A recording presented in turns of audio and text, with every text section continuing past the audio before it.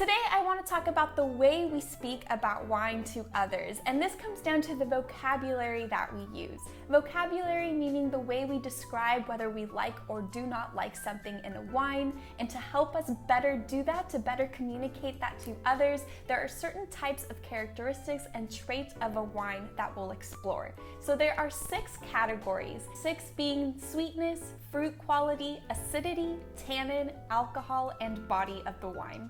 Number 1 is the sweetness, so sweet versus dry. On my set of Vino Cards, each card on the back has that bar for you so that you know what that wine will have. So for the red wines, typically they tend to be a little to the drier side, but the bar itself can go anywhere from bone dry to dry, off dry, semi-sweet, sweet, and very sweet. As mentioned, most red wines are on the drier side. A way to test this is by taking about half spoon of sugar and adding it to your wine. You'll notice that it doesn't do much to the sweetness level, but it does change the fruitness of the wine. That brings us to fruit quality. Is it fruity versus earthy? When thinking about fruit quality, think in terms of ripeness. Very similar to a ripe cherry or plum, you'll notice it's a lot sweeter, it's a lot juicier, and this will translate to a red wine as well.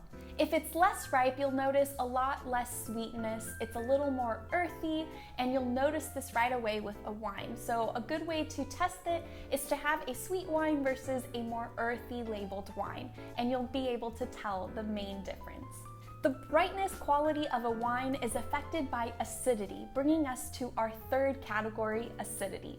On a Vino Cards flashcard on the very back, you'll see an acidity bar, similar to the sweetness bar that we talked about earlier. And red wines tend to be about medium acidity, but a good way to test it is to cut up a slice of lemon, take a big bite of it, and then take a sip right away of your wine and swish it around your mouth.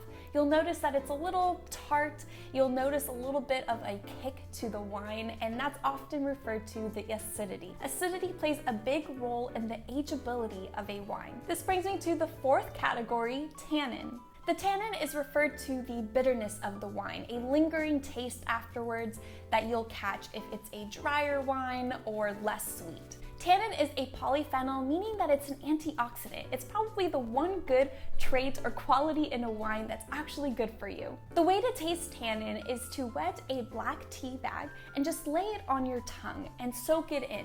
You'll notice a kind of grittiness, bitterness taste to it, and that's similar to what you'd experience when drinking a bottle of red wine.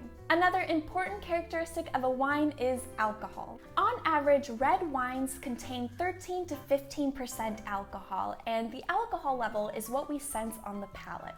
Alcohol is something we taste as heat or a burning sensation towards the back of your mouth. And with such a high percentage of alcohol in red wine, you're sure to be able to taste this.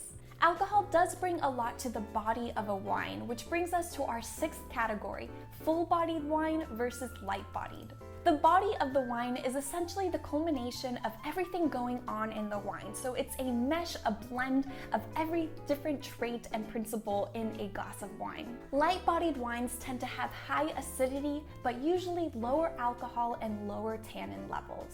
Full-bodied wines tend to have lower acidity, but much higher alcohol and tannin levels. So the next time that you taste wine, try to run through these 6 foundational traits. It'll help expand your wine tasting experience, but more importantly, it'll help you describe what you like. You'll be able to pinpoint different things that settle well with you and other things that you'd rather ignore in a type of wine that you're drinking. To put these traits into action, click the video here for a list of specific popular red wines.